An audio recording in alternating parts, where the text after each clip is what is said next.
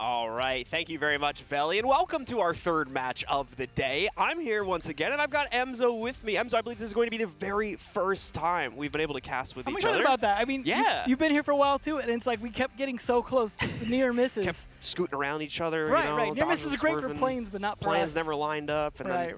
we're here. We made it. And it's going to be a pleasure to jump into this game with you. This is arguably one of our better games for the day here, or at least one of the more competitive ones, I mean, we'll see. That last match was a little bit of a surprise. Yeah, so. certainly the case. And I think getting into this one, I think the first thing that we want to go in and talk about here has got to be the map, I think, because looking at both of these teams, the statistics don't look that great off of at least this stage so far. I wouldn't say this is either team's map at this point in terms of this stage, but it's definitely one where, I mean, I got to say, Mirage have shown a lot more of their clubhouse than Soniqs, and I know how big brain Joe Bro is, so I got to imagine he's taken a lot of that data, and they're using it, and you know what? Yeah, maybe Soniqs lost the last time they went to Clubhouse last match, but they're going to be reworking that. They're going to be looking at what Mirage do. They're going to be adapting specifically for that, and I do think this is going to lean pretty heavily in Soniqs' favor, unless they're having an off day, because Mirage, as we know, don't have the greatest track record this stage, and, well, they're still finding their footing, but we expected that from XSET too, and we were pretty surprised with that last matchup. So Mirage could come in swinging. This is obviously a map they like, just not one they win. We have seen in the past, though, this be a map that we can look to the Soniqs to be able to take. But before we talk too much more about that, we do have our community poll question. We want to know from you guys at home, who will have the biggest brain and the highest prediction record for the whole stage? Will it be Cal or Jacob? I think you've got a good answer there for you folks. Yeah. Or will it be Jesse, the big brain? Definitely the Megamind look over there. He almost needed to be blue to really complete the look. But I mean, it obviously doesn't fit in his skull. So and he might need some trepidation to like just air it out a little bit. He's actually got a support structure back in the other room. That makes sense. I mean, you know, he takes. I thought it was a neck brace. Yeah, it doesn't look that great on camera. No, but you know, he has it there. It's just a lot of knowledge to contain in that big shell. Right. I mean, I'm surprised he doesn't just have to walk around with his head in a wheelbarrow just to make it through the day. All right, ladies and gentlemen, we are just a couple moments away from getting things started here. We've got all of our teams in the lobby. We have got the players readied up. So we are just waiting for the game to begin here and to see who will come out on top. Will the Soniqs be able to carry themselves forward, pretty much locking themselves in for the major, and maybe more than that as well, or will Mirage give us a bit of a surprise on a map that both of these teams have been having slight issues with here in the stage so far? It's going to be on Clubhouse, and we're getting into it now, ladies and gentlemen. Let's see who comes out on top as we get into the bands. Should be interesting to see what they've got here, as both teams, like I said, have played it, not done so great on it, so they may or may not change up their bands, but there are some somewhat predictable bands potentially on this map. Thatcher is one that back and forth, so we might see the Thatcher ban. It depends on if they want to go that route or not, because, you know, they have the option. If they decide, we don't want to deal with our stuff getting canceled, cool. But they will not. The Hibana ban, I think, will probably replace that. That's going to remove that one. Soniqs now have the choice. They are on the attack, so it would be a self-handicap if they chose to take out the Thatcher here as well. But as we were talking about, oh no, they are going to go in that direction. We've been seeing Thatcher a little bit less and less. It's been the other SAS operator for them every single time they've played it, pretty much. It's just been the Sledge, so it's surprising that they would go that route. But you know what? That's because they were maybe expecting Mirage to ban the Thatcher. If they didn't, cool, we were going to take out the Thatcher.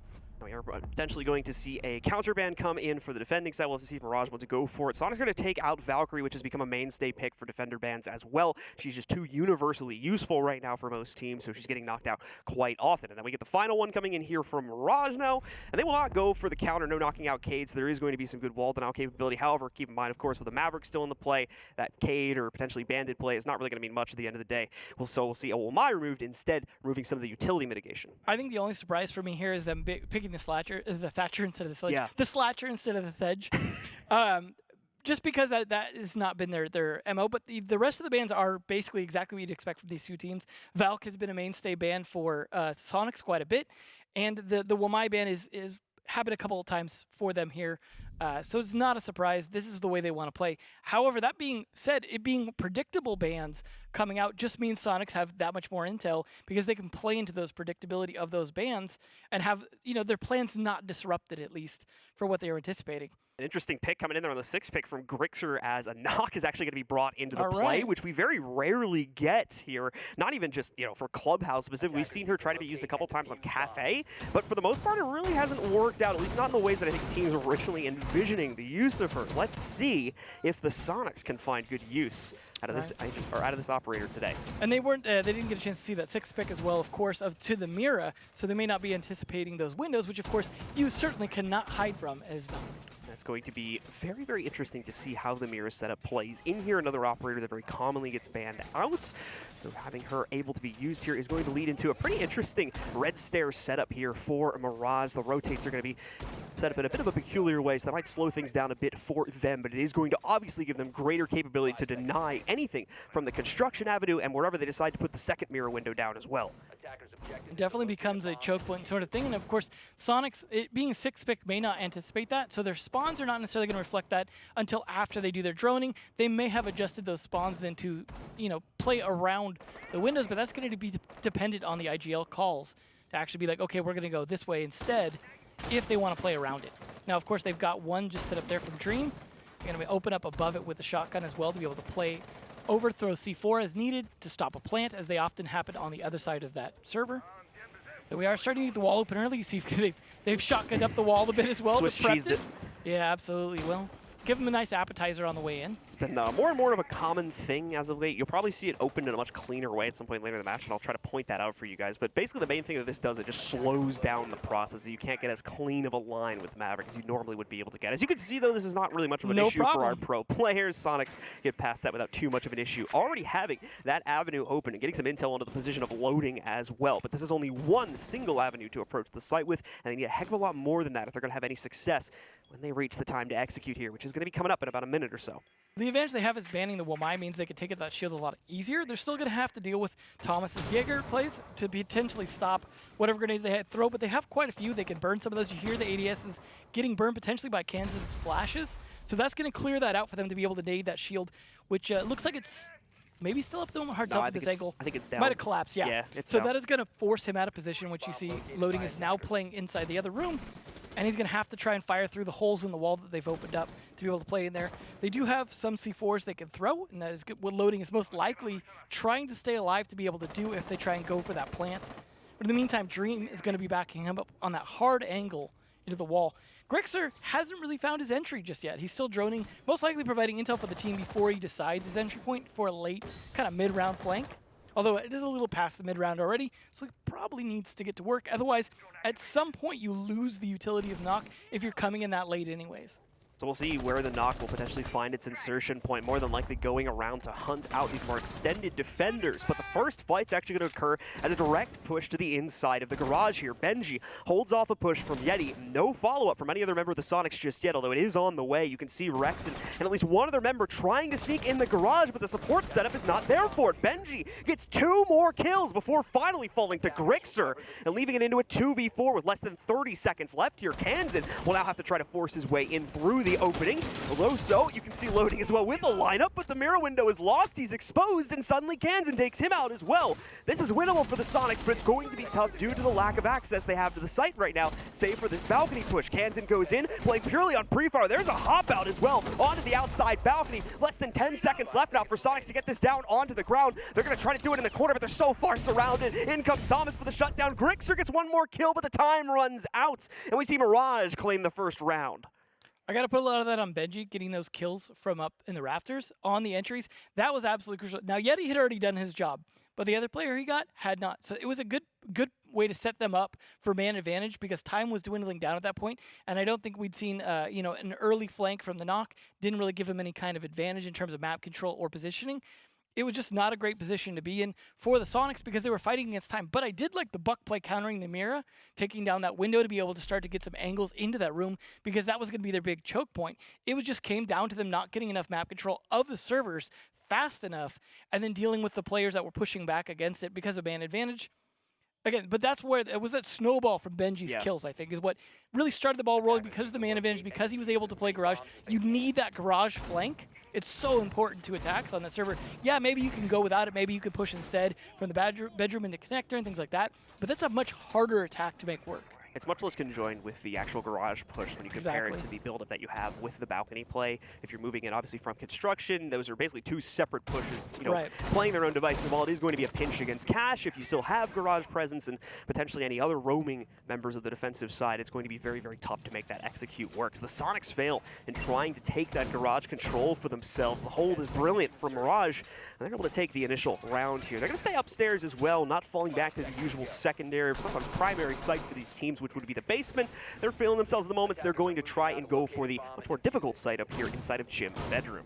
I do have a feeling, though, the second time we come around to that site, the Soniqs may win it. I think they had potential there, and they just need to make some adjustments. That being said, now they're going to have to attack a different bomb site on the same floor. That requires a bit different of an opening. You've got to deal with the hot tub side of things, for example, some windows being played on that stairwell. The defenders themselves play so differently, even though the bomb site's like right next door to it, that it really forces you to attack very differently on this site. But we saw great efficiency last time in Super, trying to maintain that efficiency. However, loading, timing is there. He manages to get the Electric Claw just in time. Thankfully, Super was being patient about it. He just tested it. Got a little bit tased, but you know what?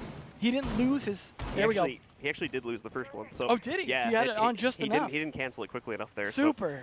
So ends up losing that first Exo. Thankfully, they have a Maverick, so ultimately they're going to be able to get past it without much of an issue, as well as the fact that they have an Ace, too. So I think there's an abundance there's of enough hard at breach the there, moment. right? It's almost too much to a certain extent. And they don't have the patch for the extra hard breaches yet either, so. Yep, as we are keeping the competitive meta similar all the way through the stage here. We decided to hold off on implementing the most recent patch for these final play days, just so the players can continue playing on a familiar meta. Thankfully, they're on land to be able to do that. Yep. As they have been playing from, and are still playing, of course, from the esports arena in Las Vegas. So having a good time there. We're here in the studio in Los Angeles today, so we're very happy to be here and very happy to have you with us. And so as the action continues to build up here inside of our second round, the Soniqs continue to build for a slow play. Lots of intel gathering over towards Logi at the moment here, but aside from that, not a whole lot of map control being taken. Yes, they have the balcony opened up, but again, no one's been able to successfully push in and take anything closer to the site just yet. Not that that's required here. This can be used as a big all-in type of push here, but that's very, very risky, especially if it's going to go unsupported from anywhere else on the map. I think the mute's actually helping quite a bit here. You saw them pinging out some, well, as I say that, loading with a 2K from the C4. That's going to really put a crimp in this attack. Luckily, at least Yeti, again, had done his job before he died. But Kansan going down, that's a big fragger off the board. It's going to hurt things a little bit, especially if you had a lot of utility left. But nice trade back onto Nyx, at least.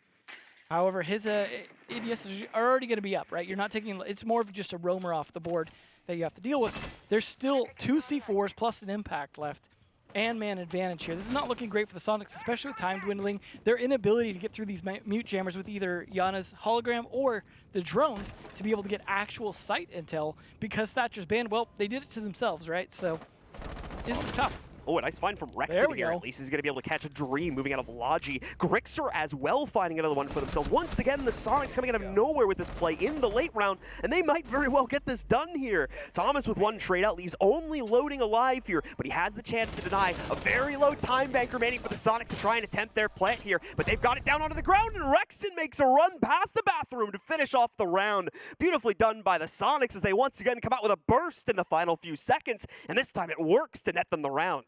Luckily for them, the amount of positions that the defense could be in was pretty limited, right? They didn't have a lot of intel, but you know where people are going to play because they have to play around windows, and they have to deal with playing safe. Because of that, there's certain positions they have to be hiding unless they're peeking those windows. I think that's what they took advantage of, right? They go, okay, well, I know where they're going to be playing. We just need to play aggressive. And Super even managed to get one of his 2 kills for the match. So that was a good start for things in terms of opening up for Rexon. That's bold of you to go right to that assumption. Hey, you know, no, it's good for him because, you know, he's already got one down. He only has one more to go. His job will be done at that point. He's had himself a couple good games this season. He's had himself a couple where he's been able to pop off. He has a few left to be able to do some work there. Try and bring up his stats Stokes didn't want to cast this game because he was like, I don't want to cast Super. He's like, he want to wash his hands of that one real quick. So. It definitely needs a lot of washing. However, you're potentially calling the wrath of Super in a few minutes here when the game ends. He's going to tweet me, guys. Oh, boy. Well, you know what? He's going to have to wait till after he gets his second kill to tweet at me.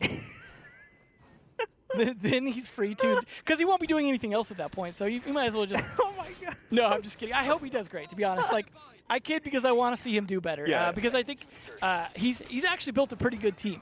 and they've been doing fantastic this stage, and I love to see it.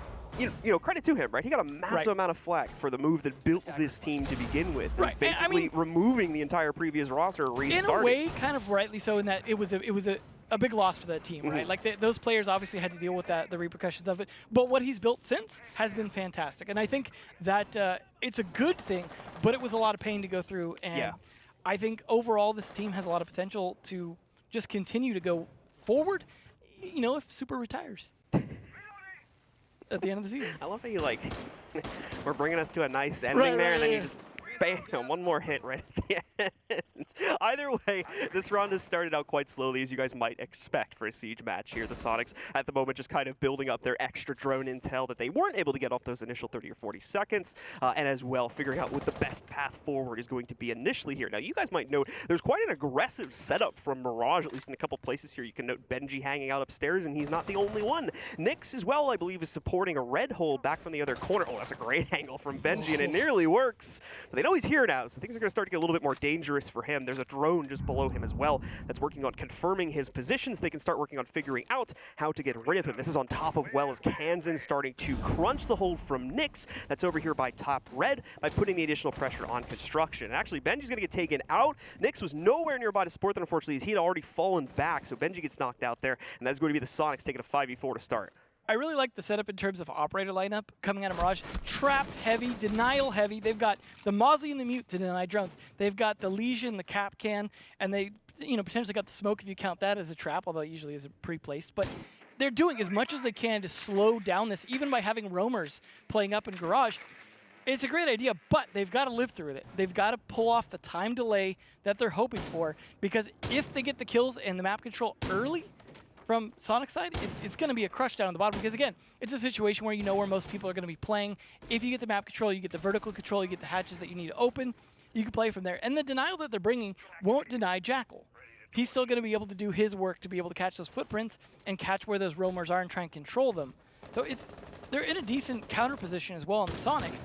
They just have to have good time management here. And right now, they're still kind of running around opening things up with 45 seconds left. This has been an issue for the Soniqs in the past as well. Same for other teams here, just running down the timer too far before they actually have the opportunity to go in and open up these panels. We're going to see Moto, for instance, getting opened up at 30 seconds. I don't believe the kitchen is open currently, and I'm going to be honest with you, I don't think they will have the time to open it with the remaining time on the bank here. And Yeti nearly loses himself as Nyx was waiting for that opportunity for so long. He gets it, but is unable to complete the kill. Now is going to come the flood from the Soniqs as they have no time remaining to hold back. They have this one-player advantage, and they need to use it. It'll start out well as they're going to volley these trades back and forth between them and their opponents here, with the most recent one going to Mirage with only 5 seconds remaining. They need to put their foot on the gas now and get this case down on the ground. They succeed, but once again, it's Grixer having to hold the line, and this time it won't work out as Dream gets the final kill, and Mirage takes the 3rd round.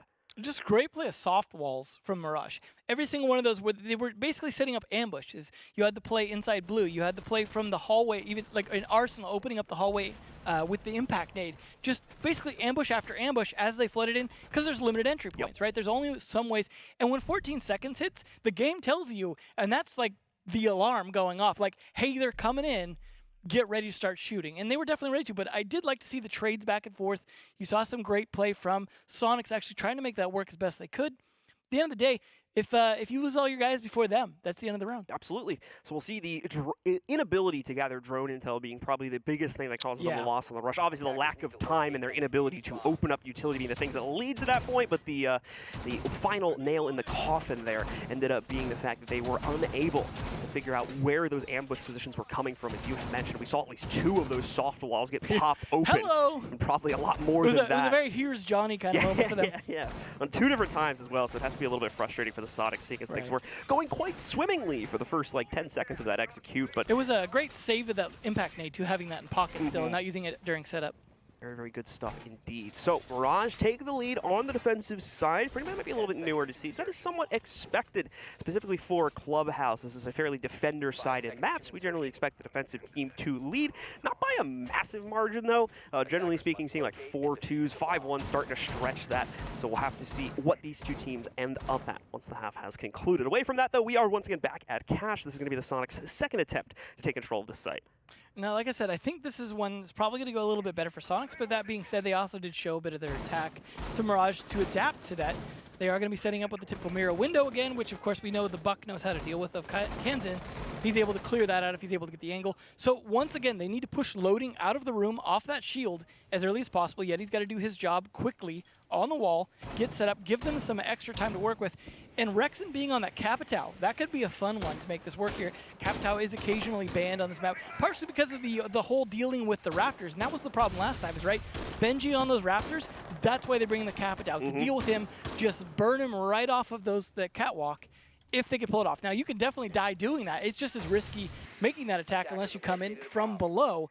Even then, it's still a cat and mouse game, really, over that. I love the way that the catwalk plays out like that. We even are seeing, too, the potential issues that plagued the Soniqs as they tried to get that bottom control. Unfortunately, the extended game from Mirage was also there as well, most notably played by Nyx, I believe, over towards the lobby. They were looking to hold things off and succeeded in doing so, as eventually Grixer pushing in with the Nook still ended up losing out in the final moments of that one, giving it over to the defense here. Nyx, in the meanwhile, is still going to be playing from that position over here towards the lounge, and will be the cutoff here for the initial push into Garage, although that push is coming a bit later on here. He just gets some good timing to deny a drone, and aside from that, still looking mainly to the player up in the rafters to do most of the heavy lifting here. More importantly, give the intel to Nyx when the need arises so they can go for this play. It's going to be a great nade if it's going to open up the soft wall there, as it's obviously going to limit the potential support that Benji can get. And indeed, there's going to be the incendiaries coming out now that will force Benji to change position. Follow up again, not to be seen from the Soniqs, however, so Benji's still relatively safe. This is the one that'll push him out, but still guarantees a minimum 1-for-1 with the kill against Yeti. He's going to go on the hunt for more as he goes to a bit of an awkward position on the stairs here. Grixer was able to trade onto Nyx at the same time, though, eliminating his support and now truly leaving Benji out on an island. He still has drone intel against him, though, and that's a great headshot from Super to grab Benji as he tries to escape here. The Soniqs have a 4v3 to play off of, but once again, they still need to go through the entire process of getting into the site. The big difference is this time, they have the ability to use rafters and pinch into this site here. And they're going to go right up on top of Dream. Not enough damage, and unfortunately for Grixer, he tried to go for a follow-up, exposes his head for a second time. That allows Dream to pick him off. Rexen at the same time trying to find his capability to entry in from Garage itself and maybe get this case down on the ground, but it's going to be Super dropped by a Nitro instead. That's the case going down. Kanzan with another exchange, but now Rexen is down, leaving only Kanzan in the fight, and 10 seconds left to frag it out. So close there for Kanzan to nearly get himself a headshot against one of the two remaining Mirage players, but he's not going to be able to find it. He takes a massive risk going for the res, leaves himself enough time to get the case down on the ground, and now Rexen's helping out here as he's taking down Thomas as well. Dream is all that's left, but he's gone too, and Rexen gets this clutch as the Soniqs give an incredible round to themselves to keep them in control. The clutch revive. My God, the man is down bleeding out, and you go, you know what? I need you, bud. I need you, Capitao. Get back up. Get back in the fight. What a risky play, but obviously looking at it in hindsight now, what a smart decision, because he knows he does not have any safe room to put that case down there, especially for 7 seconds that he needs to complete the full animation. He needed that second player to support him because there was no time left to trick it. And what does he do? Gets him up, immediately gets the case down on the ground with maybe 1 second left on the clock, and his teammate gets both of the kills while he's in the middle of planting. Incredible stuff for the Soniqs.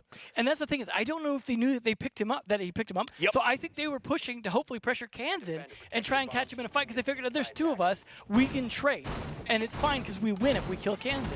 But they did not anticipate Rexen taking that fight and just winning it. But that was the adaptations they needed. Grixer switching to the Ana instead of the Nook was a better play. Maybe not as effective as he would have liked, because he did manage to get the grenade damage but then got picked. But at the same time, he put pressure on the stairs that offered some opportunity for Kanzan to get into position at least. It's just, they cost them a lot to get into that site, especially the fights against Benji. Benji, I love that he dived deeper into the fight. He said, you know what, you're going to burn me out in fire. I'm not going to die trying to retreat, I'm going to die trying to kill you. Right. Like, you just lit my fire. Like, he goes down and just fights everyone he can. It was just, it was a really good round overall, though, I think, for both teams. I think fantastic play, down to the wire, down to those last-minute split decisions. Do I pick you up or do I put the case down? Absolutely made the right choice, but not only made the right choice, Rexen played it fantastically and saved that round for the team. So sorry? I was going to say, and Super got a second kill, so. So we're good for the rest of the game. So Rexen and Grixer are proving to be worth their weight in gold as usual here. Super's contributions as well are on par, apparently, as the Soniqs take control of the tie point here, 2-2. Looking to take the lead here now, but once again, it is going to be against this whole upstairs here inside of gym and bedroom, where we saw already a very closely fought round between both of these teams. The Soniqs have learned a lot, though, as we've already seen from that most recent execute over onto Cash, and they've learned the same amount from the previous attempt on this site. So once more, looking to find success where might have missed them previously. And we're going to start to see Grixer moving in for intel. There is a bit more of an active setup deployed towards Cash this time as well from the Mirage roster, which I don't believe they did on the previous attempt, allowing for the Soniqs to flood in the late round there, and Mirage having limited space to play with. This time, it's going to be a much more arduous process for the Soniqs to fully clear this out and force the remnants of what would be Mirage's setup back into the site. It also looks like Super was able to get the right timing this time and not stopped by loading the Cade Electric Claw. Because he did get the wall open, you could see fully, so he didn't have to rely on Yeti, which that takes up a lot more time, right? So that bought them some extra time getting that open early, because they can start to try and pressure loading out of that position in the bathroom as much as possible. And when they do that, will help quite a bit. There we go. Nice use of the impacts, but doesn't stop it at the end of the day. Still get part of the wall open here, and he's actually going to pay for that. Ace as well doing some work. There we go. He's going to fight it, though. Commit it. Once again, Benji not giving up until the bitter end, as it seems here. He tries to find a way to get out of there, but cannot find it, so instead commits to the fight. Does at least a decent amount of damage to Rexen as he's glowing red now, and once again gives himself only to even things up, though, at a 4v4. Not a massive advantage being pushed in the Soniqs' direction just as of yet here. It is going to obviously limit the amount of defensive players available when the execute comes in, but for this site, that can be a bit of a double-edged sword here, as obviously the site is quite claustrophobic, so a full 5-man roster is going to be a bit harder to try and keep alive and controlled when compared to a smaller group. We're about to see the next member of Mirage get potentially tested here. Grixer priming a grenade to be chucked in. Dream is ready for it and goes for the full swing to make sure he kills Grixer. Nick's almost running into a nade and killing himself in the process, but still, everyone from Mirage holds on, stays alive, and once again, they push their advantage into their control again. I love that they use all of this hard breach utility as much as they possibly can. Yeah, Yeti's dead early, so he can't do as much, but great work from Dream, though. He really pulled off as much defense as he could, getting 2 kills from in there, and Super gets his 3rd, so he is going for the record this time. I expect a solid game from him and a definite win for Soniqs. Well, we'll see here as Thomas... Not that round. Yeah, Thomas will shut down this round, unfortunately. Once again, the Soniqs just losing far too much on their way to the site and not clearing out enough from Mirage in the process in order to make it work for themselves. So once more, our defenders strike back to take their own lead away from the Soniqs here and potentially put us at a 3-3 even scoreline if Soniqs can get some revenge, since we are going to be going back to Cash one final time for the 6th round. Yeah, it's been an interesting back and forth in terms of who's able to win one site and then get it on the second time around, things like that. I definitely see a lot of counterplay happening here between these teams. They're trying to figure out how to both defend and attack it at the same time in terms of what the team's wanting to do. So, for example, CC, the second time, they knew what the setup was going to be. They were able to anticipate it. Same with the bedroom. The second time, they were able to anticipate how the defense was going to work in terms of loading, trying to stop the hot tub wall from being open. They got it open much faster. The one thing I would like to see from Soniqs in terms of adapting their attacks is Yeti living a bit longer. He does manage to get his job done because he's usually able to do it from a somewhat safe point of view. But once he gets the walls open or gets his torch going, he kind of burns out quickly and dies. Yeah. And he's not able to impact the rest of the round. We know he can be a great clutch player late round sometimes if he has the opportunity to. And it's a great gun on Maverick as well.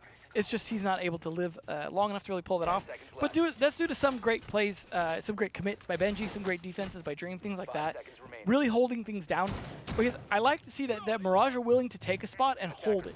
It's like the last match that we just watched at Chalet, a lot of running back, a lot of retreating to site, a lot of giving ground to the attackers. Not so much on Clubhouse, partially due to the lack of stuff. And Yeti, of course, fulfilling the prophecy once again. I like how we propped Yeti up once again.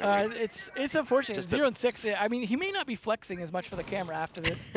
It's a bit of a self-fulfilling prophecy, it seems, unfortunately, as Yeti will walk himself right into a very aggressive setup from Nyx all the way over on the west side of the map in Strip Club, where he's able to move forward, have that tiny little punch hole to work off of, and unfortunately Yeti does not check for it, or at least does not notice it. And as a result of that, another early kill goes the way of Mirage. An opener as well, and once again, as you mentioned, this is going to remove the Maverick from play.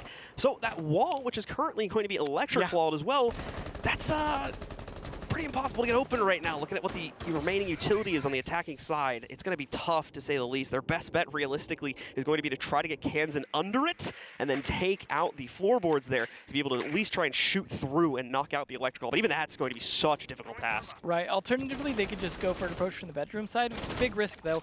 There is, of course, a number of defenders rotating back and forth as needed there. However, it looks like they've gotten some control of the map here, at least from the stairs. Kansan manages to get into the bedroom. So actually not too bad on the approach despite the loss. There we go. One loss to Mozzie, though. That's going to be a drone given over. If that's placed in a great position by Nyx, that could be really useful even after his death in making sure that the defenders have extra bits of intel, especially with Valkyrie banned. Those cameras are not available. We're going to see a quick opening of the construction wall. A quick pick as well here to even out the player count from Kansan. Taking out Thomas this time. It's going to remove the Jaeger from play. Arguably one of our more aggressively pointed ones on Mirage at this point. But still, over a minute remaining. It's going to be a loss that they'll certainly miss at some later point in the round here. Soniqs still building up for pretty much an entirely focused construction push due to the lost utility and the inability to work their way in from the actual catwalk itself outside. A little bit of cleanup here, it seems, on the Heart Breach wall, just so they can get themselves through it without too much of an issue. Dream will be powerless to stop that for the most part, as they're simply sitting back and waiting for the Soniqs to give the go signal. You can see a couple of members here still trying to set things up for Mirage deeper inside of security as well, so that they can be as prepared as they need to be when this push finally comes through. Rexon getting a slight angle from construction, tries to see if he could punish anyone from Mirage that might have been more aggressively pointed, but nothing found here. They're going to have to walk right into the setup, and Kansan is the first to move forward here. Dream falters back. Rexon will also take out Nyx, but Benji starts to fire back, as does Loading with the Nitro Cell. That's Kansan and Super both getting knocked out. Another great shot from Dream to take out Rexon, and now Grixer stands alone in a 1v2 here as he has down Loading. Gonna try to go for another one, but misses the opportunity. Now he's had himself pinched. He'll have to be so careful about how he plays this. Goes for the aggressive swing on Benji, but once again, he survives from the garage catwalks as they take another round for themselves. We're just not going to get a one-sided match today. Just a back and forth. Mirage with some great plays there. That finally they did fall back after they, fought as much as they could for the bedroom side, for the stairs, and just got into great positions. But I mean, obviously the early kill into Yeti made such a huge difference in that round because he didn't get his job done first, and that was a big impact because they weren't able to get the positions they needed to. I mean, Benji could just get free reign in the garage at that point because they weren't going to pressure him. They weren't going to be able to get any cross angles from the wall not being open, so he could play a lot more freely in there. You saw them setting up the rotates for that as well as the angles to give them position that he got from the kill at the end of the round. They just didn't have a lot, and you saw them try to fight angles. Grixer trying to fight through the server window, trying to just duel someone hiding behind the bomb. It was not an ideal position to be in. They played it to the best of their ability, though. I think Soniqs tried to make that round work. Maybe they needed a bit more utility, but I was surprised that the utility still left in pocket. For example, Grixer holding onto a Claymore instead of, for example, setting it up on a window in case of a potential jump out, stuff like that. It seemed like maybe it was a little bit panicked, that they were having to adjust and maybe just did not have really everything where they needed it to be. Yeah.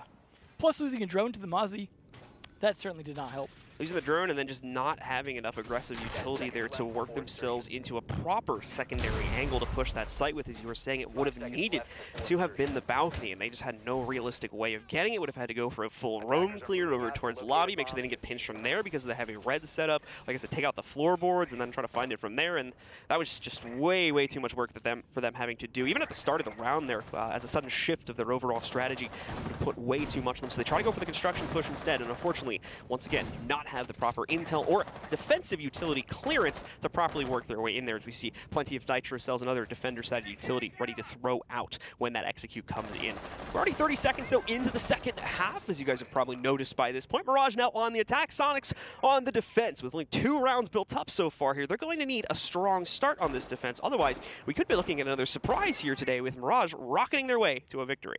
Looks like a bit of denial setup, similar to what we saw when we saw the Arsenal being defended by Mirage, because we have a different starting spot, right? Last time we had Cash being started as the first defensive side, and then now we have Arsenal, and they're going for similar, let's bring drone denial with the mute and the Mozzie. Let's bring Kansan on the Legion so we get traps. But the difference is they're going for a little bit more roam support in terms of Rexon on the Vigil, so he can go around a little bit more flexibly and hopefully not get caught out. But then they're also bringing the Melusi for a little bit of extra denial, I imagine, on site. They have a lot of a lot of impacts for soft breaches as well. Like Kansas used 2. We just saw Rex use 1. Yeti's got 2 in pocket as well. We saw how useful those were for little ambushes towards the end of the round if it gets to that. But it doesn't look like they're doing a great job of denying map control as we're a minute 30 in, and they've got control all the way down to entrances in the basement, which is something we didn't see when Soniqs were attacking the site. Already a lot of control going towards the Mirage roster, but at the same time, this needs to be kept in mind. There is a bit of ignorance on Mirage's part right now that they have not cleared out the upstairs hold from the Soniqs position more towards Cash over there, so that is still potentially going to come back to bite them in a sort of late round situation. It is looking like they are forcing that back for the most part, so it won't end up being that big of an issue at the end of the day here. The greater looks of things, but now that we've got Mirage in position, we could be looking at actually a very early execute coming out from them. They're working on pinching out blue pressure also, as we can see Nyx actually having to fall back towards the main stairs a bit more, but here's the upstairs hold that we were worried about. It's Super going to be creeping up currently onto Nyx, but never mind, he's got an even easier target, loading, waiting over the Moto hatch, trying to work on getting that open, or at least holding it for his teammates. It'll fall none the wiser, and now someone is going to have to keep constant overwatch on that because Super will remain a threat for the rest of this round. They'll push in though, and it doesn't seem like the Soniqs are ready for this. They work their way in, 2 clean kills going their way. Kansan will respond from the inside of blue on his own regard here, and he's got potentially more to come his way, but now the case is down, and he along with the rest of the Soniqs need to push back in. It's a good start as Kansan finds an initial repick, but Nyx and Thomas trade it right back, leaving everything on to Grixer, but he too has another surprise as he's worked his way all the way back around to Moto. Nyx does have the top down hold, but he currently has no angle on the case from here. He needs to hop down, get aggressive and challenges. He'll do it, but he doesn't fully kill Grixer, and Grixer gets it back instead. It's the Soniqs that are going to steal the first round in the second half as Grixer does it again. That moment when you melee instead of doing what you needed to do. It reminds me of the Xbox days with the stick where you'd accidentally hit it when you're trying to lean. Oh, that would mess you up. Right. I can't relate to the console woes, unfortunately. Right, right. It was, but it was just one of those things you'd see. But you could tell the panic when you see a move like that. You know it's panic time, panic time. But unfortunately, the shortcuts there. They took shortcuts on their attack. They tried to just, oh, you know, we'll just avoid the roam. We're not going to play the game of they deny our roam. We see all these mute jammers and Mozzie Pests up here. We know they're up here. Then they wouldn't put those there if they weren't up here. We'll just avoid it. And obviously that. Got him in the back. Credit to them, they did get to the site. They got to the end point of the round. They did a pretty good job giving, ignorance. Yeah, absolutely. But unfortunately, the unaccountability of specifically Super, along with a couple other players there, made their post plan way too unstable, way too chaotic. And as we see, they're unable to bring out a clutch from Nyx. Very unfortunate for him as well. Hopefully not going to phase him too much here, as there's still quite a bit of a game to focus on. And Mirage as well, still in the lead here at 4-3 with an easy opportunity to swing things back, as the Soniqs are now going to go with the upstairs gym hold. It doesn't matter if Mirage's head, Super's going to carry them to the end. This is Seth's game. He's got 4 kills. He's going to be like achieved last. Dude, I think he hears you. He's like stepping up more and more here. Good. I want to see that. It's like negative reinforcement. Right, you know? right. Like, I want to see him put Kansan to shame and somehow fix all the stats for the whole stage, like as a combined one, by just this one match. Yet, unfortunately, still with the donut there, but has contributed at least with an assist, and obviously is not going to be the make-or-break component anymore on the defense. So well, at least this way he could put down traps before he dies, right? He could do something. Well, I mean, like, you know, he had the job as Maverick. He's like, okay, I'll burn the wall and then I'll die. He's like, now I'll put down these Banshees and then I'll die. Like, as long as you give him something he can do before he dies, then he can contribute. This is always one of the weird things, and Soniqs isn't the only NAL team that potentially has this issue too. I think that we also see this from East Coast, that one player, you know, is just like alive, topping out the scoreboard one week, and the next week, 0.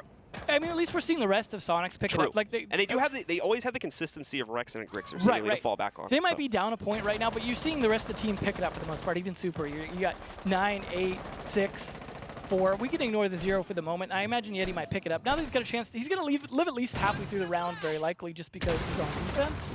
So that's a good sign, at least. Get some time to actually get some intel. He's doing that exactly right now, actually cycling through cameras, looking to see if he can get some idea where they're attacking from. They don't have as much intel denial this time, right? You don't see the mute, you don't see the Mozzie.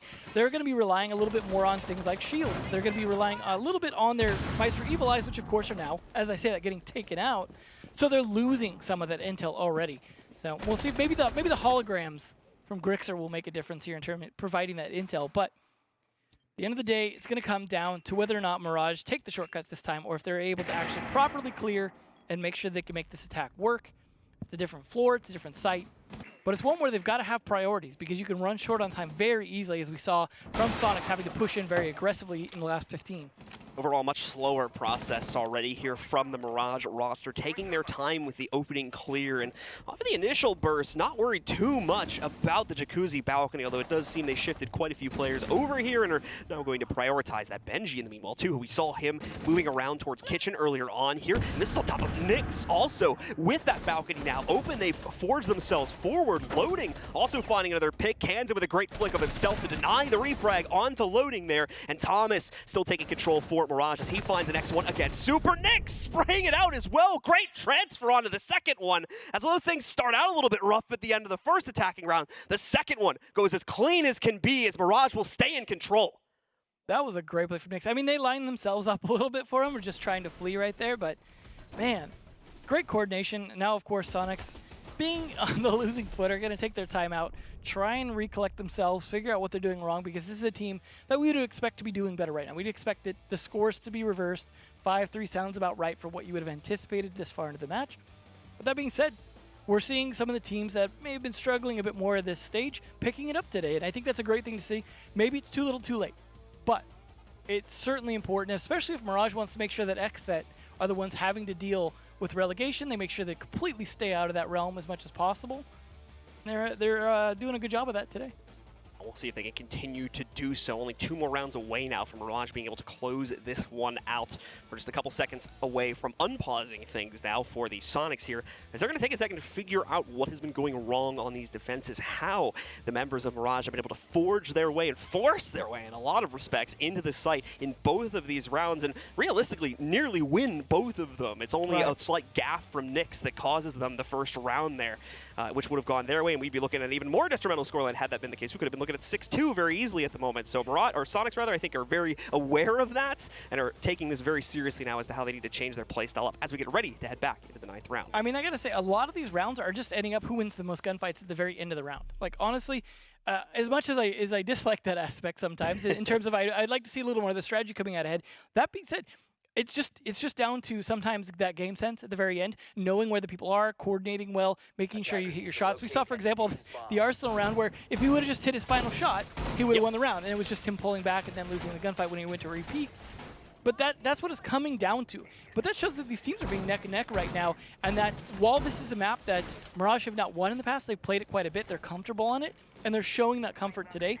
Soniqs maybe haven't played it as much, they also have not won on it. So, as you said, this has been a map for them that was pretty good historically, but right now they're showing definitely some weakness on it. Yeah, for sure, as things boil down to these final few rounds here. 3 remain inside, or at least 4 remain inside of our regulation timer here. Keep in mind, folks, that our teams are fighting to be very, very close now to try and make it to our next major in Sweden. You can see that the Soniqs are in contention for that right now at number 4. It's not fully secure just as of yet, as far as I'm aware. They still need to try and get themselves another win or 2 to make sure that is the case. And losing here today against Mirage would not have been in their grand plan. So that might set things a little bit awry as they try to finish out the season tomorrow. Await the results of those games. Anyway, getting into it, though, we do have the upstairs hold once again from the Soniqs. They're going to go for this gym defense once more. We've already got a couple members of Mirage working their way into the building, too, although not anywhere dangerous. Just Thomas taking control of the bar, and I believe we have Benji potentially looking at a kitchen push at some point in the next few moments. I gotta imagine they were anticipating probably going to CC as the site, because you see the Capita being brought from loading. They did trick them up a little bit by going to bed, and this is going to, it might be something that throws them off slightly, but at the same time the attacks aren't so drastically different that the utility they bring is going to make a huge difference. They're just going to have to clear things a little bit differently, and of course they know the site by now, but nice job. I think they cleared that from below, essentially. Open up the mirror window. Looks like it for the most part. Always nice when you can pop those remotely, and you're just like, well, now I have a hole into your room. You've lost your utility, and they do it once again here with the second one as well. We got a great example of how that first one worked. Fantastic job. Beautiful hunting work there by the Mirage team on making sure they isolate out those mirror windows. Not too much delay, unfortunately. Got to keep a better watch on the Overwatch there. Kanza sneaks into the gym, and Soniqs does suspect something happening there, but catches it a little bit too late, so he'll go down first on the outset of this round, and the Soniqs will maintain a 5v4 advantage. Too bad, because that fire utility would be pretty useful mid to late round, but nonetheless, it wasn't necessary for this site. Grixer, though, taking down loading is going to is going to make things really hard for them here. Now they lose their Maverick, which probably wasn't super necessary, but would have been pretty useful depending on how they wanted to attack the site. There's quite a few areas they could approach from, but they do at least have this wall open. Dream was able to do his job, and then it looks like we have a nice big hole open up on the CC wall. So they're not in the worst position despite the loss of utility. They still have a little bit left as well. They've got some breach charges on Thomas. As I say that, Thomas gets the kill into Grixer to make sure that he still holds those. And then we've got a Claymore and some flashes. Fair bit of utility. C4 and impacts, though, to still to deal with on the defense. This is now coming down to duels. You see them squaring off, trying to find where each other's at. Defense is trying to hold angles to make sure that they know as they come in, and that if they lose their fight, at least their teammates can try and pick it up. But this is a situation where whoever wins maybe one or two of these is in a great position, man advantage, to actually make a push, and it's going to be Rexen. So this is going to be pretty Soniqs focused, and they do manage to pull it off thanks to Super getting his 5th. As Super continues to improve his own stat line. Is Rexen, I believe, that gets the real, once again, finishing frag or finishing play there, as he's able to have that nice swing from the inside of Logi to take out both of the pushing members of Mirage, knock them out, and more than anything, keep the Soniqs in contention for play here to still take this matchup here. Looking very, very much going up to a 6-3, and Mirage taking that one now. It's much, much closer with the Soniqs inching within 1 round's reach of Mirage. They are going to head back down to the basement here, where they had a relative amount of success previously. It has been unlocked for play yet again, so they'll look for a second win to try and tie things up at 5-5. Well, Soniqs definitely could pull it off here, but being behind is not great. Could end up in a position where they have to go to overtime very easily, and that's not a great place to be because you're losing points. You're just shedding points, guaranteeing you can't get as much. Like you said, they want to lock down that Sweden trip. They want to start booking their tickets, and it's going to be hard to do so if they can't lock down a win here.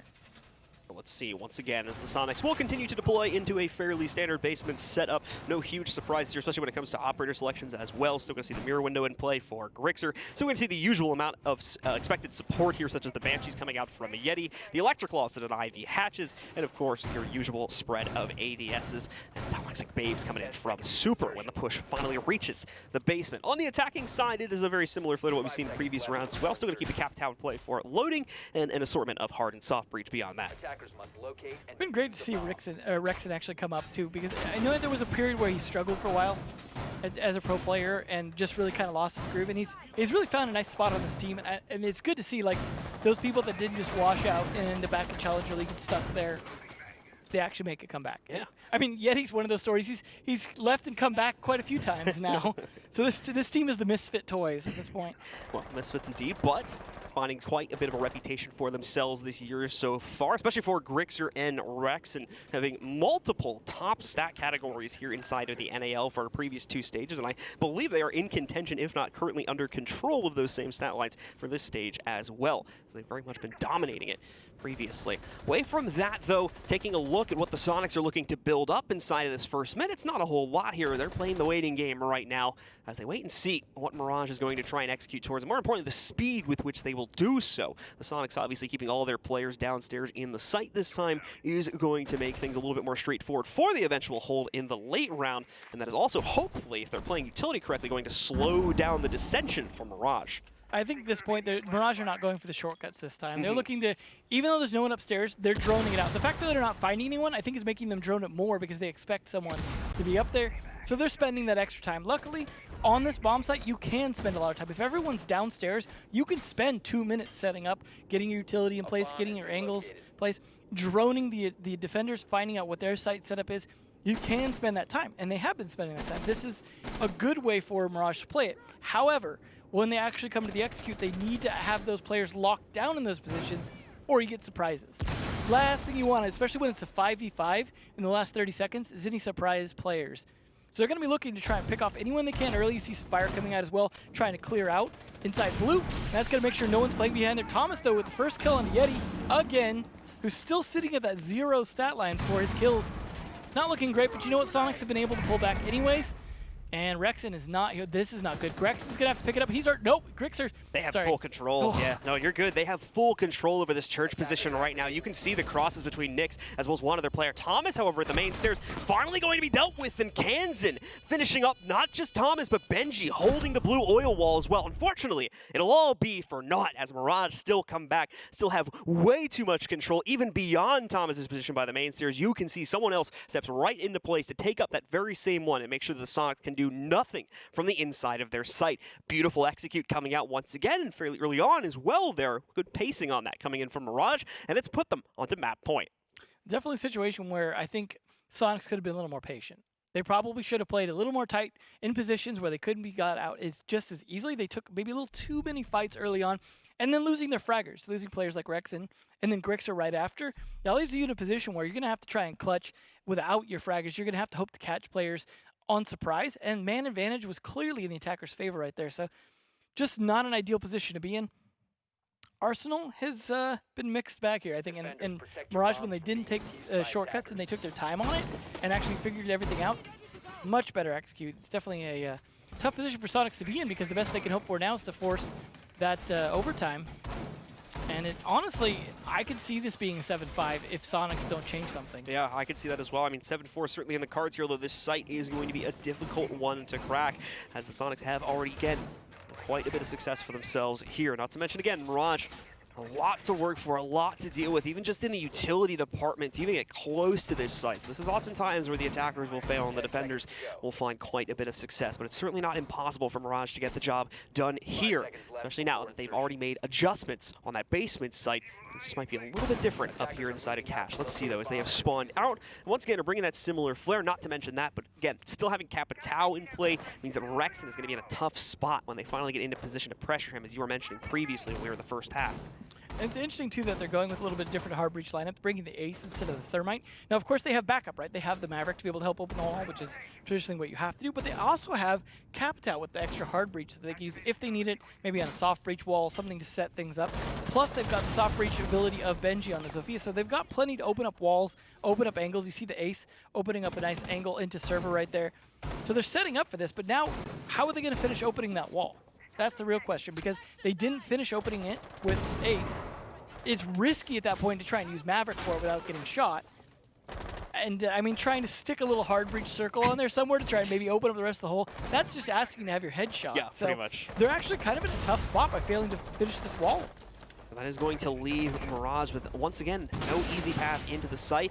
They are going to open it up, at least in part here, using out one of the Ace charges to find an opening on the bottom right side of it. Benji as well going to take a lot of heat here from somewhere as he, I believe, tries to put pressure on the garage door, but instead is probably just going to get a couple bullets from Rex and send his way instead.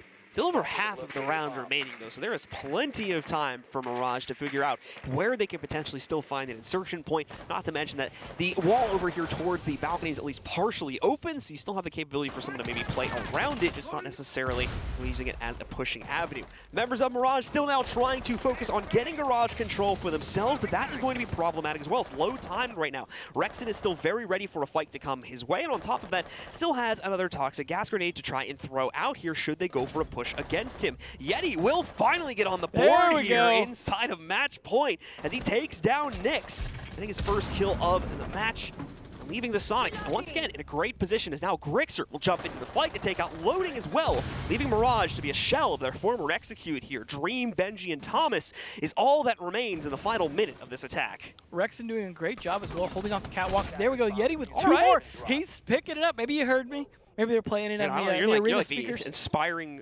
presence on the cast today, apparently. This is why I, talk bad about them to help them, right? Yeah, I'm a motivational coach.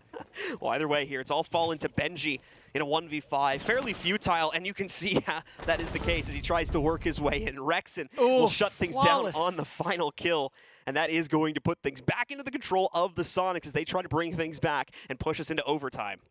I love the irony of Benji and Rexen fighting right there over the catwalk, right? Because Benji's like, that's my spot. But nope. Who is the better catwalk player, I guess. Right? Yeah. The catwalker. Nope. Obviously, the attacker's at a pretty big disadvantage there, so that's not a great test. But let me full body peek this door and see what happens. Versus the guy who I can see maybe a pixel of his head. And if he's gray, you know, he kind of blends in with the catwalk a little bit.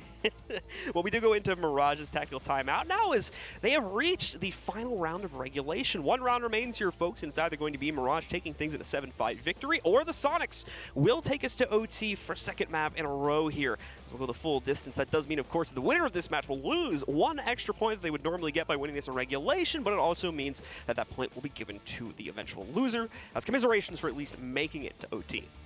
Consolation prize. Consolations, yeah, that's probably a more accurate word there. It was a great time to take time out, though. This was the perfect time for Mirage to say, okay, we need to seal the deal. We need to look at the rounds we've lost, the few we've lost here, and figure out how we can stop and make sure Yeti doesn't get any more kills, make sure Super doesn't get any more kills, and then they can just try and lock down Grixer and Rexit. It's been fantastic play from Mirage, so even if they lose it here, even if the momentum continues in Sonic's favor after that last round and the tactical timeout doesn't do anything for them, this has been the Mirage we want to see more often, especially on Clubhouse here, where both of these teams could pull out a win on it. One of them has to, because there's no draw. I'd be very curious to see how much differently this match would have gone if we had Yeti kind of contending in the way we saw him in the last round. I think this would have been a lot more one-sided. Yeah, I mean, that's what I think as well, because we saw Yeti's performance. I think even just on the last Playday, he was showing up with plays like that almost every other round. Yeah, exactly. or the last round there. So yeah, I'm very curious to see, because you were mentioning as well, and I pretty much agree with that, where we've been seeing a lot of these late round situations come down to the gunfight. Right. So if Yeti's in there and he's a little bit more consistent throughout this match, I think we might have seen a much more one-sided fight going to the Soniqs here. And keep in mind, I think Yeti's a fantastic player. Of course. And so I'm just expecting a bit more of him from those early rounds. It was definitely something that I think maybe just took a while for him to find his stride a little bit. And maybe after that last round, I know how hype he gets. He was probably screaming quite a bit after that last round. The classic let's go, pounding the table kind of thing. But let's see if that carries in after the momentum loss from timeout, though, right? Because now he's got to get rehyped for this round. Really, even in terms of fragging capability across the board, actually, you can kind of compare the presence of Yeti somewhat to loading, as well as Nyx there. And then again, we've got our two very heavy, or three, I guess you could say, top fraggers here for either team. 3 moving into triple-digit territory, or just 2, rather, on the Mirage side. It's a big battle between those top fraggers oftentimes for control of these late round scenarios. We are going to go back to the basement as well for this final round inside of regulation to decide if the Sonics can indeed take this to OT, or if they're going to walk home with no points today and give it all to Mirage. I think this is where the Sonics are really going to have to be unpredictable. They're playing in a bomb site where it can really be locked down from all sides, right? They're not playing the roam game. They really need to be unpredictable when the execute comes at that point. It's a situation we saw last time where Mirage took their time, they got set up, they started getting picks because Sonics just tried to be aggressive. They can't do that again unless they've got the intel to make it work. Like, hey, I see Thermite hanging out by the hallway on drone. Cool, go get a pick. Those kind of situations, fine. But where you're just challenging, just to slow them down to challenge, did not work last time.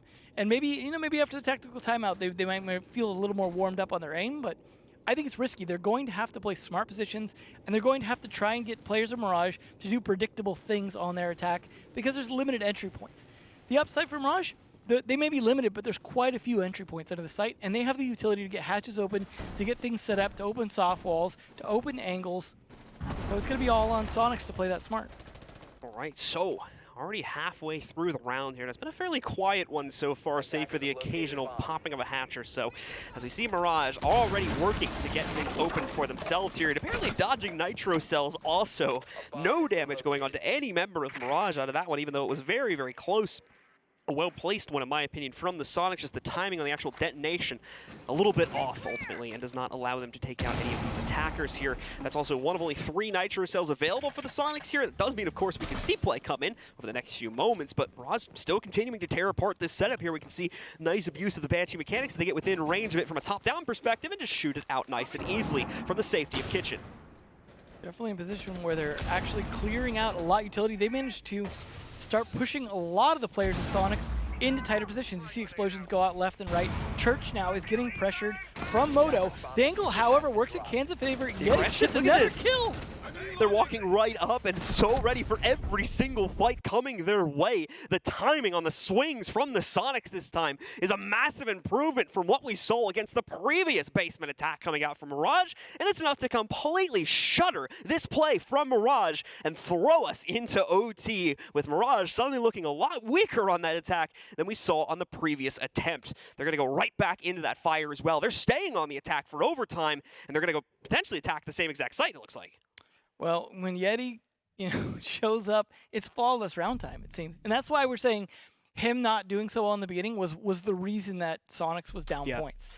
Just because, you get a lot of work out of Rexen and Grixer, but I think you need the support there from people that are staying alive a little bit longer, even if it's just to provide flank pressure, things like that, to be able to set those kills up for the other fraggers. Losing manpower early and always being at a disadvantage of it because of that wasn't great. However, when he's popping off, you saw the hype there I was talking about on the camera as well right after. He's ready. He's ready to win this solo if he has to at this point to make up for the previous rounds. A lot more work to be done now if that is going to be the case, as we need 2 more rounds, not 1 for either of these teams to claim it, and we've got 3 to settle it in. So Mirage will once again have an opportunity to correct the mistakes made on that previous execute, secure the basement territory before committing to it, so we cannot see the Soniqs aggressively swing as potently as they did in the previous round here. Big difference there is they did have themselves the stable main stairs pressure on the attack that went successfully from Mirage. That time they did not. Ended up forcing it into Moto and the main stairs, and I believe back Blue, all at the same time. The members of the Soniqs were far too ready for that potential play, shutting it down in nearly every single avenue that was played into. This time, they're going to bring a very similar flair to the setup as this round gets started. And we've got Mirage players out on the board. We're definitely looking to see what they can do setup-wise to delay things. They've got the Electro Claws, they've got the mirror windows. They're trying to make sure that if they get in, it's going to be hard to get the angles that they want to get. Not a lot of soft walls to use necessarily. You got the classic 2 mirror windows, the one facing out into the hallway from Church, and then the one facing into Blue, so that Grixer can help support Rexen. Because in order to pressure Rexen, they have to try and find angles and start pushing in very aggressively to catch out the player behind that. That being said, though, they did bring the Capit out for that. We saw them last time burn out behind there. That's a great way to clear that with very low risk. So if Loading's able to get in a good position to just drop that fire down, there's not much Rex can do. However, trying to take that and fight Grixer, who's holding the cross, is going to be difficult to get Blue. So you're definitely going to have to drone this out, make sure they understand what Blue looks like before they try and put it into it. Or what you look like, because you're Blue. Blue with an E. Blue with an E. Abadie. Yeah. So Benji's going to try to work his way in over the next few moments here. Still, more than anything, keeping an eye on that Church rotate just in the event we would see a member of the Soniqs try to go for the cross, or more importantly, the kill against Benji. Neither of those going to happen, though. The player in blue will successfully retreat further into the site. That is playing into the hands of Mirage to some extent, though, as this is exactly what they want. What they don't want, though, is the mobility that we're currently seeing from the Soniqs roster. Same as the last round here. They want to keep changing up their positions, play a bit more amorphously, and make it much more difficult for Mirage to have that execute intel to come in with one fell swoop and end this round on one big play. They want to make this as slow of a process as possible. They've done a fantastic job of slowing it down up until this point. I don't know if it's Saul, the player that I believe is positioned a little bit further out towards dirt, so that could potentially go unnoticed here, as Super is indeed still committed a bit deeper here. Big brain in it. Well, it's hard to tell if they've been able to clear out as many of the Banshees as we saw previously from when Mirage was on the attack, because Yeti's trying to do a similar thing. It's great for when they go to drop somewhere, right? You've got a positioned Banshee, so when they drop, they immediately get hit by it. The only downside is you're often setting up a position where it's kind of exposed a bit to the top, and we saw that being exploited before for Mirage on their attack. But situation now where pressure starting to come in, Super is going to have to win this gunfight, or at least delay for as long as possible. There's 30 seconds left, and Dream is the first to fall, actually, against Grixer. Nade's going to get chucked out by Nyx, and it actually works. Traps Super in a corner that he cannot escape from, so one of the toxic babes is going to go unused. Loading, in the meanwhile, has snuck into Arsenal. No one on the Soniqs seems to be aware of it until they hear the audio cues. It will unfortunately get denied, though, and that's despite Thomas sneaking off another kill against Yeti. He's now alone here against a 1v3, and without vision past the mirror window, Kansan will have a very easy time shutting him out in the final seconds of the round. It goes the way of the Soniqs, and they put themselves on map point. I love that attempt to get the plant down, though. That was super sneaky, and there was so much distraction going on. Had they been able to continue to pressure, I think, from dirt and keep that angle open, they might have been able to stop the throw from coming. It depends on the exact angle to the player throwing. You saw C4s and stuff like that come out to try and stop the plant.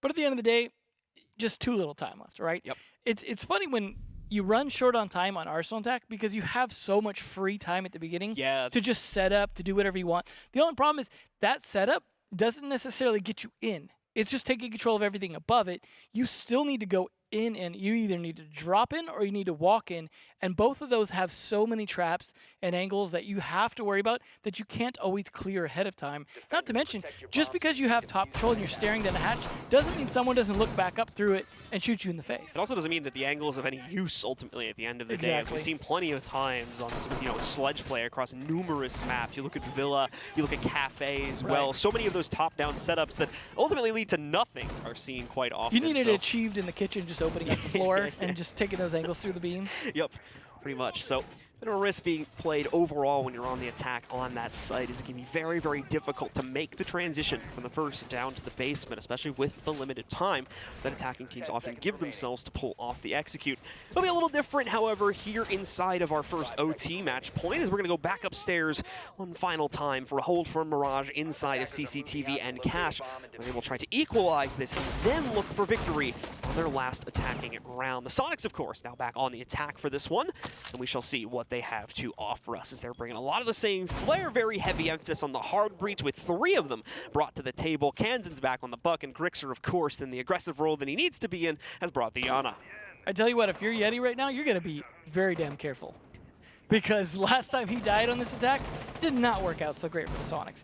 He needs to get his job done. After that, if he dies, not a big deal. But this is so important for him to get open, because once he does, they're usually able to clear the shield, that loading place. I wanted to call him not loading still. And that angle. But they still have to deal with this mirror window. However, this is predictable, right? They know how to deal with this because they've dealt with it 2 rounds before, so they're familiar with it. It's just Yeti needs to stay alive, do his job, but it looks like he's getting flustered a bit on that, and that could be a little bit of a problem. But as long as they're able to do that and then clear Benji off the catwalk, which they didn't bring the Capitao for this time because they weren't sure what the site was going to be, so that could be a problem. That's where I see them running into a huge issue, is either not getting the wall open completely, which it looks like they might have gotten it done now, or dealing with Benji here. He's been such a thorn for them to deal with, and the Capitao was the only thing that helped push him into a position where they could kill him. Yeti does get a kill though, so this is fire for. Oh, this is all right. Soniqs win. He just called it.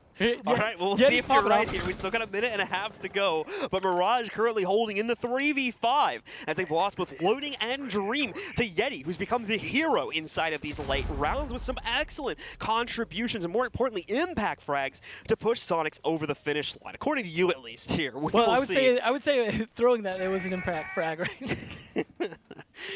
So we'll see for Mirage now, as Nyx is going to take an incredibly aggressive position once again. He got found out last time, but he also wasn't preset for this when he attempted it, so still could sneak in at least a kill or 2. Grixer will spot out, of course, the position of Benji. That does not apply to Nyx, however. So Nyx will swing in, and a great find from him as he takes down Grixer and puts this round a bit more under the control of Mirage. That'll shift very quickly, however, as Benji is going to get dropped. The team is flooding in very quickly, but they don't suspect Thomas to be this deep into the site. He'll get traded out by Rex, and that leaves Nyx alone, but Nyx also brings the numbers down for the Soniqs. He'll be able to take out Yeti, and now it's him versus both Rexon and Super to potentially decide the map. We've also got no case plant coming in just as yet, but still 30 seconds for Super to finish that job. So not a huge amount of pressure sitting on the Soniqs roster just as of yet. They're hoping we would get an earlier push from Nyx, but now he's done it. He swung his way in, and Rexon will finish it off as the Soniqs take control in overtime of this match versus Mirage here on Clubhouse. That round, absolutely the Yeti Rexon show. It was, I think, 2 or 3 for Yeti, 2 or 3 for Rexon. Just making it work. That's what you like to see. I mean, Rexon actually, Yeti should even get credit for the down on Benji too, because he just didn't get to finish the kill. But I think he did the down on him on the catwalk. So it was just, that's how you come back from really struggling the first half and bring it in. Now, I gotta imagine they're a little bit disappointed in having to go home with 1 less point, right? Because they do want to lock up Sweden. 1 less point makes it a little harder to do that, right? Because they could have got caught up to where Oxygen was had they been able to get to 3 points. Now, of course, Oxygen gets to play still, and it's not the end of the story, but at the end of the day, that's what they would wanted, obviously. I mean, I know it's a little obvious saying every team wants to win, because every team wants to win. Yeah. But at the end of the day, right, your motivations might be a little bit different. In this case, Mirage, maybe not they're not in the worst position to be relegated. They're not in the best position to try and go to Sweden. They're kind of in that middle pack, right, trying to just make sure they stay in, do their job, do well. And if they continue showings like that, entirely possible that we see them just popping off in the future. That being said, it was a rough match, I think, for both teams, where you had players that were certainly struggling, like Yeti, that eventually managed to bring it up. And it reminded me of, last match when it was like, oh, we need Merc to step up the way we needed Yeti to step, right? And certain players were able to do that on Soniqs, so that Yeti didn't have to right away. There was teams or rounds they were able to win. But at the end of the day, I think, I know I said that a couple times, the day it will end eventually. Fantastic by both teams, though. And I love that you guys have gotten maybe 2 overtime matches the whole stage. I come and we get 2 in a row, right? Because I'm casting them. Well, it's good to have you back, and it was a pleasure having you back. You'll, of course, be assisting us out tomorrow as well. But, man, big props to you once again for stepping in here today and helping us out. I haven't skipped a beat, by the way. It's been, what, like almost 2 years since the last time you've been on? It's ingrained at this point. Yeah. So, once again, thank you so much. And we're going to throw it to a quick break, ladies and gentlemen, before we come back with the analysis desk.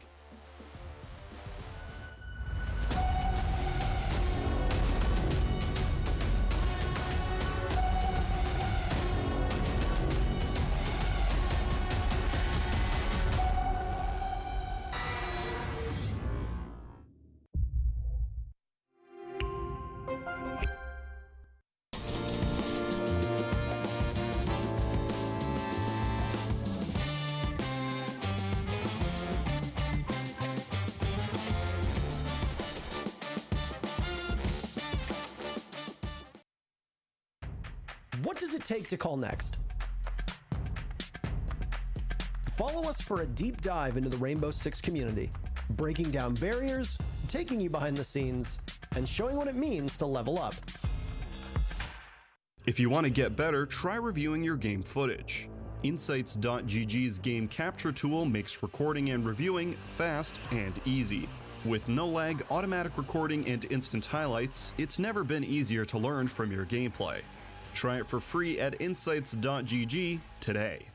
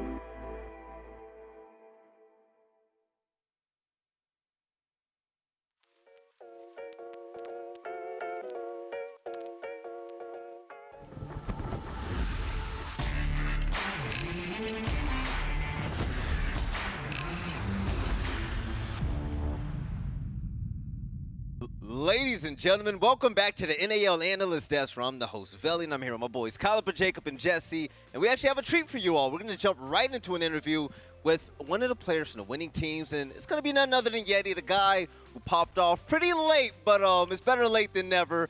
Alexander Lawson, it's good to see you. And I got to ask, man, what took you so long to get those kills to help your team win, man? They were depending on you. Yeah, I had a rough attack half, I'm not going to lie. I don't know. I mean, I trusted my team to pick up the slack if any of us have some. So, I don't know. Sometimes it happens. You have your off games. I think that's fair, right? Everybody does have those matches, but I mean, you're playing on the map for a lot of those rounds. You're kind of taking those opening engagements. You guys did have a lot of other hard breachers and such, but do you think it was something in just like the roles you were playing, the positions you were in, that maybe somebody like Grixer should have been in those spots instead? Potentially. I mean, with Mav, it's like we also have two other hard breaches with Habana Band a lot of the times. So as being one of the hard breaches, you're kind of free to do whatever, especially after you get walls open. So there's some rounds I'd already opened the server wall and done my duty, my main goal as the hard breach. So then it's my job to try to get some nade kills or pressure people from underneath or just kind of fill out the other parts of the flex roll. But I'm sure Pablo could have played in some of those positions. I don't know, a couple times I died to do some timing stuff. Yeah, the C4. It happens. Yeah. The C4, there's one round and I was like in stock looking at bar, looked up to shoot a mute, and then he swung the door I was like staring at for 30 seconds. Well, it was a good win overall, and you're one step closer to being able to qualify for Sweden. It would be the second major under the Soniqs belt if you guys were able to make it all the way. But there's still one more obstacle. You got 14 points. You're not quite locked in. It's going to come down to the wire up against OXG going into the next Playday. Is there anything in particular you're hoping to bring out against OXG? Maybe you can give us a little bit of a preview about what that looks like, and then what your mentality will hopefully be going into Sweden if you get there. Well, we're just looking to beat OXG for the third time this year. And then That's true. in terms of Sweden, let's get there first. But, we look to have a better performance than we did in Mexico. We've got some plans for how we're going to prepare for that event opposed to how we did in Mexico. So, yeah, on that side, I would say we just made it first. We actually thought we locked in by getting those 2 points. But I guess DZ still has Not quite. chance. The funny part is that you guys doing that actually made sure that OXG qualified over you, so they're good, but you guys have just like one more point and then you're in, so you're almost there. Yeah, I'm pretty sure DZ can. If they win out, they can qualify. But if they also go OT or lose, then we're in. So Correct. All right, well, Yeti, I do OXG's have to playing say pretty this. good. Oh, they're playing great, man, but I do have to say this. Even though we asked you questions about your slow start, it's all about how you finish, man, and your hype and your charisma. Your momentum definitely helped out the Soniqs to get that win. But as usual, man, I'm going to leave this last question, part of the interview, up to you. To basically thank the fans of Soniqs and the people that's been rooting for you guys day in and day out. And also, you already know, if you have any memories of Kicks, man, we would love to hear them from your end. Man, I just want to say something about Kicks. I've known that guy. Well, I met him back in DreamHack Austin in 2018, and he's always just been a pleasure to be around and talk to and just share thoughts and memories with. He cared a lot about the game. He always had big plans and ideas that maybe would push the game to be better than it is today. And I think everyone who's playing here today had a heavy heart, and we miss him. We love him. And, I just hope he's resting in peace. Thank you, Yeti. One more time before you leave, Yeti, I want to thank you. And can we get a Yeti flex for a second, man? Show out them guns. You want a little flex? Let's show me a little flex, baby. Just a little bit. Yeah, boy. Yeah. There we go. Congratulations on the win, and we'll see you tomorrow, man. You have a great night, all right? Yeah, you too. I love you guys. Love you more, man. Jesse, Jacob, that's Yeti, right? And, Yes, sir. Jacob, I have to ask you, you were really high on the trio that you were talking about on that team, but, what happens when one of those players on that trio really don't perform up to standard, man? Yeah, it took Yeti up until the 11th round to grab any frags. That's kind of a problem. Again, they just won. He just came on the interview, but I got to rag on him just a little bit. Just a little bit, we have to. You didn't. You had the potential, I think, for the Soniqs to maybe get a regulation victory. I mean, Mirage were doing really good on their own defensive half, to their credit, but Yeti took a really long time to get going. He's their primary flanker. He will find a way to really, really get up an opponent's grills, especially when he's playing Malusi, and it took such long time for him to really get into his own groove. And when he finally did, it came down with a triple kill in the round where he was able to get kills, period, up in round number 11. Yeah. And that's where everything spiraled out of control. We saw Mirage lose 4 rounds straight when they had an opportunity to win the game in their grasp. It's kind of similar, like Xset, we're on match point and then threw the thing away. Mirage, we're on match point and also threw the thing away. Unfortunate for them. It's just, it's a case where everyone on Soniqs finally grouped together, got where they needed to get to. Even if Yeti had a slow start, they still won the damn thing anyway. Ryan talked about winning it anyways. 8-6, the comeback was beautiful. And taking a look at the Soniqs stat line, that boy Rexen went crazy. 16 kills, 7 deaths. You take a look at Kansas, 14. Grixer still going wild with 12 kills on his own. But shout out to Mirage, man. It was a great battle. We thought Mirage was going to win. Jesse, you and I actually predicted them to win. Yeah. Thomas was on top with 13 kills. But that just wasn't enough. What happened to them? Well, I mean, as Jacob said, it started off with some great defenses. I thought Benji on the roam game was really impactful. They did a great job delaying time as well as playing those Raptors positions. But once they got into attack, some of their pushes just looked a little uncoordinated. They were all kind of funneling in through doorways. There was one round where, I think round 12, Dream's like the first one dropping into Moto, and he's peeking with the kit. He's trying to just run into sight like he did a couple rounds ago, but Sonic shut it down that time. So yeah, I would have liked to see a little bit more utility usage perhaps on the side of Mirage. It just wasn't there. There were some close rounds, Really close. but ultimately they couldn't lock it down. I don't think they care though, Veli. You don't think so? Because 6 points gets Okay. them out of the tie of death. The 5-way tie is now a 4-way tie. Mirage, it's 1 point, but that's likely to be enough to save them from relegations. All right, Jacob, we saw that last round, right? Yep. Knicks in the 1v2. We were all like, okay, is Knicks going to clutch this or that? How much did it hurt you to see him sprint around that corner with his gun down? I mean, I do believe someone very famous once said, "Why are you sprinting?" And I do gotta ask why Nyx is doing it in that round. I mean, there were some occasions, especially for Mirage, where it's a very winnable situation. It's just by all you're doing is holding shift, and sometimes everything falls apart from there. And Nyx even had the shot as he's coming in through Cachador. He's got his crosshair looking at exactly where Maverick is on Rafters, but he goes on ADSs and goes left and doesn't actually fire. It's the moments where you kind of wish someone just did, even if only for a split second. Like you see like an outline through a wall, and you're just like, hit mouse 1, Yeah. please. You have a free kill, but they still don't do it. Yeah, he was rushing to kill the planter, right? That's why he wanted to get past there. I think his hope was that Rexen would, I think it was Rexen in Rafters, would like fall back or try to play the other angle if he'd gone left or on the server. In hindsight, he wouldn't do it, but it's the moment. Right, Jacob, usually I'll throw it to Jesse for the replays and whatnot, but you actually have something to show us, man, and I'm excited to see what you're going to show off on screen. Dude, I was about to can this one if for somehow like Mirage was able to pull this one out of the bag, but they didn't. I think this one we're looking at round 4, which is just an example of how coordinated everyone on Soniqs is overall. I did kind of call them a mind machine during Mexico for moments like this. 20 seconds to go, it's a 3 versus 2, and what you're going to look at is one player is going to get down. Rexen gets down in the open, but there's smoke cover, so he's completely covered off as Kansan pushes in. He's got a grab diffuser. What's he going to do? Pick up Rexen, because that's all that he can possibly do right now to win a 2v2.